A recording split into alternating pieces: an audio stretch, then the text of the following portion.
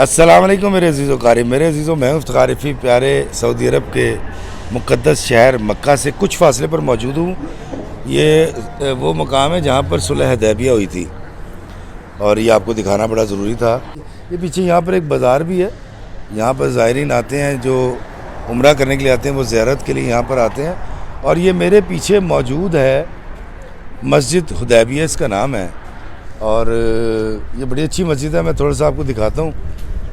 چھوٹی سی مسجد ہے اور یہ دیکھیں اس کا ایک مینار ہے اور سفید رنگ اس کو کر دیا ہے، اور یہاں پر عمرہ کرنے والے آتے ہیں۔ اب میں آپ کو وہ جگہ دکھاؤں گا جہاں پر ہمارے پیارے نبی صلی اللہ علیہ وآلہ وسلم نے ایک معاہدہ کیا تھا، اور وہ معاہدہ جو ہے وہ صلح حدیبیہ کے نام سے جو ہے وہ موجود بھی ہے اور اس کا ذکر کیا جاتا ہے۔ یہ یہاں پر گورنمنٹ نے اس کو بند کر دیا ہے۔ یہ میرے پیچھے جو آپ دیکھ رہے ہیں، یہ کہتے ہیں یہ اسی دور کی، کیونکہ اس کی کنسٹرکشن سے پتہ لگ رہا ہے کہ پتھروں سے بنائی ہوئی عمارت ہے۔ یہ کچھ لوگ کہتے ہیں یہاں پر مسجد تھی، کچھ لوگ کہتے ہیں نہیں، یہاں پر صرف ایک استراح یا ایک ایسی جگہ تھی جہاں پر بیٹھ کر مجلس کی جا سکتی تھی۔ یہاں پر اس مقام پر آقا دو جہاں سرکار مدینہ صلی اللہ علیہ وآلہ وسلم نے صلح حدیبیہ کے موقع پر ایک معاہدہ کیا تھا جس کے نتیجے میں صلح ہوئی تھی۔ اور یہ دیکھیں، یہ مسجد کا گنبد نظر آ رہا ہے پیچھے سے جو نئی بنائی گئی، اور یہ تصویر کے ذریعے اس کو عیاں کیا گیا ہے اور اس کو بند کر دیا ہے۔ اب یہاں سلسلہ یہ ہے کہ بہت ساری زیارات ایسی ہیں حاجیوں کے لیے جو بند کر دی گئی ہیں۔ اوپر دیکھیں، یہ اوپر سے آپ کو نظر آ رہا ہوگا، اس کی چھت گر چکی ہے، ڈھہ چکی ہے۔ اب اس کے اوپر چھت تھی یا نہیں تھی، اور اگر تھی تو یقیناً وہ جو پرانا انداز ہے عربیوں کا جس میں کھجور کا ایک ستون لگا کے کھجور کے پتوں سے پھر چھال بچھا کر چھت بنائی جاتی ہے۔ دیکھیں، یہ اس کی تصویریں انہوں نے یہاں گورنمنٹ نے لگا دی ہیں۔ اس طرح کی عمارت ہے، پتھروں کی عمارت ہے، اور یہ بھی دیکھیے، یہ بھی اس کی ایک تصویر ہے، اس کا ایک اینگل ہے۔ یہ یہاں پر زائرین موجود ہیں لیکن ان کو اندر نہیں جانے دیا جائے گا۔ اور میرے پیچھے آپ دیکھ رہے ہو بسیں، یہ عمرہ پہ جو آتے ہیں حاجی، یہ ان کی بسیں ہیں، وہ سامنے آپ کو نظر آ رہی ہیں۔ اور یہ میرے پیچھے، ہم ذرا تھوڑا سا اور دور چلے جائیں تو یہ تھوڑی سی اس کا اوپر والا حصہ واضح نظر آنا شروع ہو جائے گا۔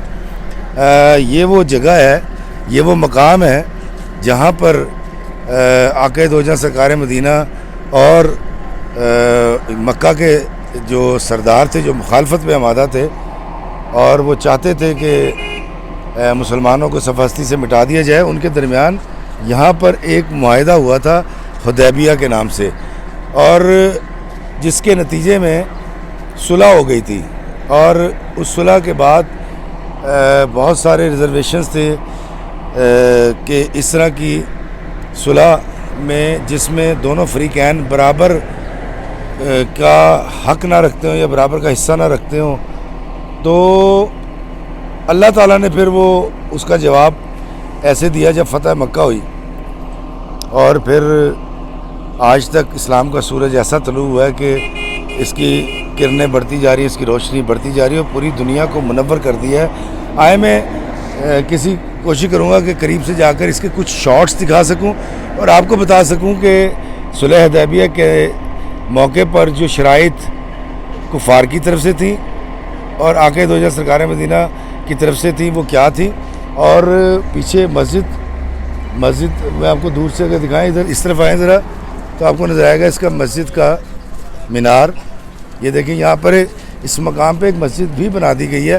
اب یہ یقیناً کیونکہ آج کی مسجد تو لگتا ہے کہ تزئین و آرائش ہوتی رہی یا اس کو دوبارہ بناتے رہے ہیں۔ صلح حدیبیہ تاریخ اسلام کے اہم واقعات میں شمار ہوتا ہے۔ یہ واقعہ سن 6 ہجری میں پیش آیا۔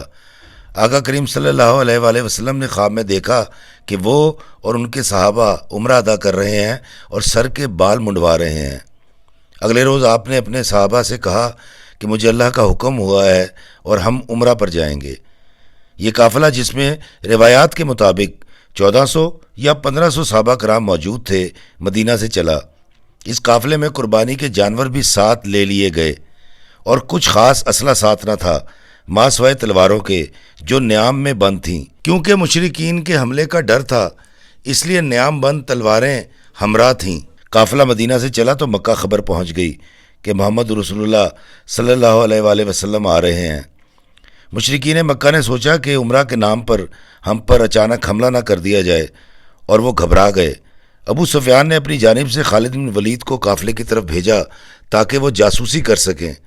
حضرت خالد بن ولید نے، جو کہ اس وقت تک مسلمان نہیں ہوئے تھے، واپس جا کر ابو سفیان کو بتایا کہ ان کا جنگ کا کوئی ارادہ نہیں ہے، مگر پھر بھی مکہ والوں نے اس کو اپنی انا کا مسئلہ بنا لیا اور سوچا کہ ہماری ناک کٹ جائے گی، اور رسول اللہ کو روکنے کے لیے عروہ بن مسعود کو نبی پاک صلی اللہ علیہ وآلہ وسلم کے پاس بھیجا۔ عروہ بن مسعود نے نبی پاک کو پیغام پہنچایا کہ آپ واپس چلے جائیں، کیونکہ آپ کے ساتھی آپ کو دھوکہ دے جائیں گے، آپ کے ساتھی غدار ہیں، آپ کو چھوڑ کر چلے جائیں گے۔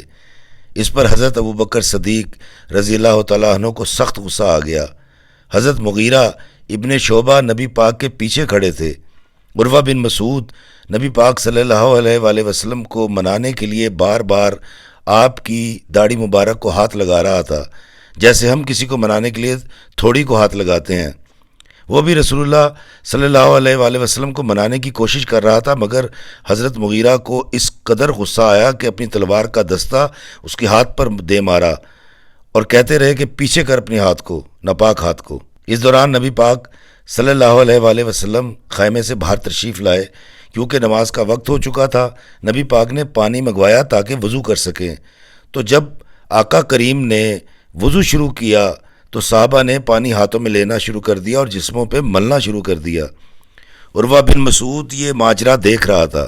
صحابہ رسول اللہ کے وضو کا پانی زمین پر گرنے سے پہلے اپنے ہاتھوں میں لیتے اور اپنے جسموں پر مل لیتے۔ یہی وہ وقت تھا جب رسول اللہ صلی اللہ علیہ وآلہ وسلم نے تھوک مبارک پھینکا تو ایک صحابی نے جھٹ سے تھوک ہاتھ میں لیا اور اپنے چہرے پر مل لیا۔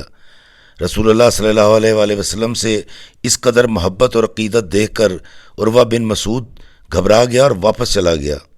اس نے واپس جا کر ابو سفیان سے کہا، میں بڑے بڑے بادشاہوں کے درباروں میں گیا ہوں، میں قیصر و کسریٰ کے دربار میں بھی گیا ہوں، میں نجاشی کے دربار میں بھی گیا ہوں، میں نے کسی بادشاہ کی یہ تعظیم نہیں دیکھی جو محمد صلی اللہ علیہ وآلہ وسلم کے اصحاب ان کی کرتے ہیں۔ عروہ بن مسعود نے کہا کہ تم اہل مکہ ان سے معاہدہ کر لو تو بہتر ہے۔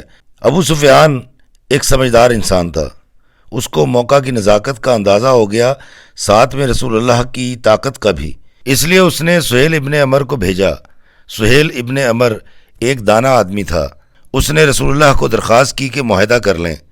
آقا کریم صلی اللہ علیہ وآلہ وسلم نے معاہدہ کے لیے ہاں کر دی۔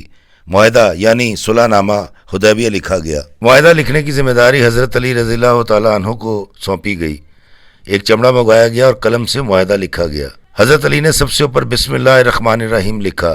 سہیل بن عمر نے کہا کہ ہم تو اللہ کو نہیں مانتے، بھی اسمی کا اللہم لکھیں، تو وہاں اس کا اعتراض دور کرنے کے لیے رسول اللہ صلی اللہ علیہ وآلہ وسلم نے حضرت علی سے فرمایا کہ بھی اسمی کا اللہم لکھ دیں۔ حضرت علی نے لکھ دیا۔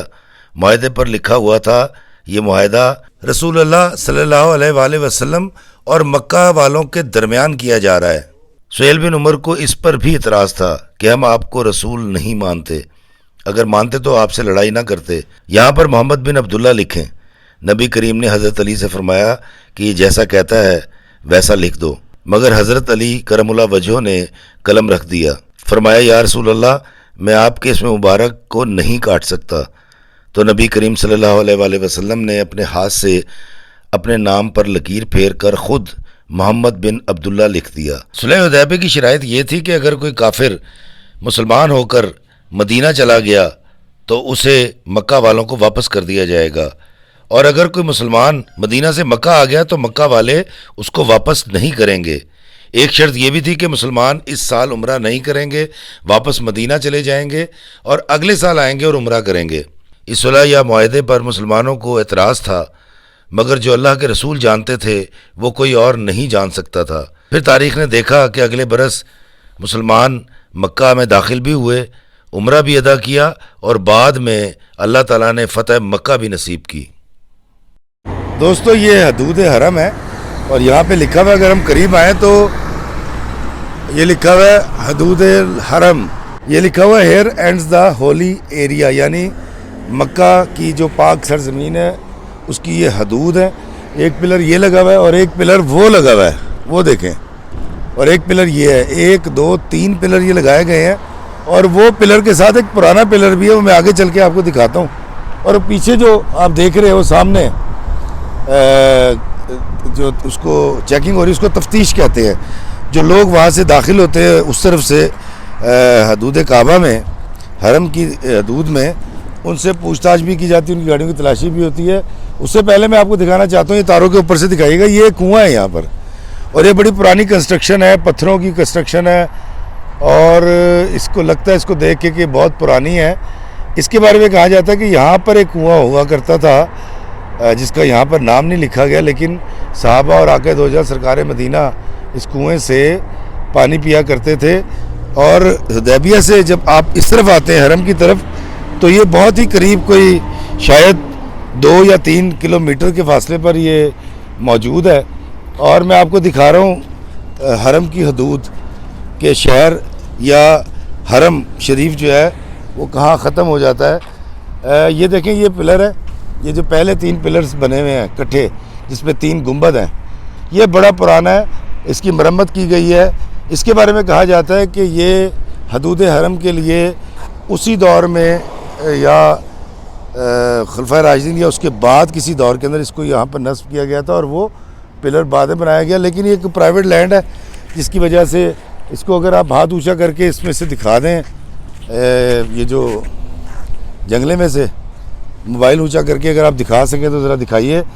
یہ دیکھیں، یہ تین بنے ہوئے ہیں، اور لیفٹ سائڈ والا جو ہے وہ نیا بنایا گیا ہے، اور یہاں پر 3 پلر ہیں، اور یہ پرانے والے 2 ہیں جس پہ 3 گنبد ہیں. ایک یہ ہے اور ایک وہ دائیں جانب ہے. تو دوستو، یہ حرم کی جو حدود ہیں وہ وہاں ختم ہو جاتی ہے. اور یہ میرے پیچھے ایک بڑی خوبصورت مسجد ہے، اس مسجد کے باہر نام نہیں لکھا ہوا اس لیے میں نہیں جانتا، لیکن اس پلر کے اس طرف حرم کی حدود نہیں ہے. ایک اور میں آپ کو بات بتاتا ہوں کہ جو بھی لوگ حرم کی طرف آتے ہیں ان کے لیے ضروری ہے کہ یہ جو میں نے آپ کو مسجد دکھائی، مسجد حدیبیہ، یہ وہاں سے آنے والوں کے لیے میقات ہے. یہاں پر وہ آئیں گے، اس مسجد میں غسل کریں گے اور احرام کی نیت کریں گے، اور پھر وہ خانہ کعبہ کی طرف چلے جائیں گے. تو وہ مسلمان جو اس طرف سے آتے ہیں ان کے لیے ضروری ہے کہ وہ یہاں پر غسل کریں اور احرام باندھیں. اور میں آپ کو ایک اور بات بتاتا ہوں دوستوں، کہ یہ جو سامنے آپ تفتیش دیکھ رہے ہیں میرے پیچھے، اس تفتیش سے بہت پیچھے ایک بورڈ لگا ہوا ہے جس پر لکھا ہوا ہے کہ غیر مسلموں کا داخلہ ممنوع ہے. جی ہاں، حدود حرم میں مکہ کے اندر غیر مسلموں کا داخلہ ممنوع ہے، اور واضح طور پہ ریڈ کلر کی وارننگز دی گئی ہیں. لیکن پھر بھی اگر کوئی یہاں داخل ہو جائے یا داخل ہونے کی کوشش کرے تو اس کو بڑی کڑی سزا دی جاتی ہے یا بڑی کڑی تفتیش سے گزرنا پڑتا ہے. تو وہ غیر مسلم جو اردو یا پنجابی جانتے ہیں، میں ان کے لیے بھی یہ بات ہوگی کہ اس ہولی سٹی میں آنے کے لیے، حرم میں آنے کے لیے صرف مسلمان ہونا ضروری ہے. اور اگر آپ کا تعلق کسی اور مذہب یا دھرم سے ہے تو آپ اس ہولی پلیس پر داخل نہیں ہو سکتے. یہ یہاں کے قانون میں لکھا ہوا ہے، یہاں کا ملکی قانون بھی ہے، اور شرعی طور پر بھی یہ قانون یہاں پر لاگو کیا گیا ہے. تو میں نے آج آپ کو میقات دکھایا، ایک اور میقات میں نے آپ کو دکھائی صلح حدیبیہ والی جگہ، میں نے آپ کو دکھائی حرم کی حدود کہاں تک ہے. مجھے دیجئے حرم کی حدود کے اندر سے اجازت، اس دعا کے ساتھ کہ اللہ تعالیٰ ہمیں آسانیت عطا فرمائے اور آسانیت تقسیم کرنے کا شرف عطا فرمائے. آمین. السلام علیکم ورحمۃ اللہ وبرکاتہ.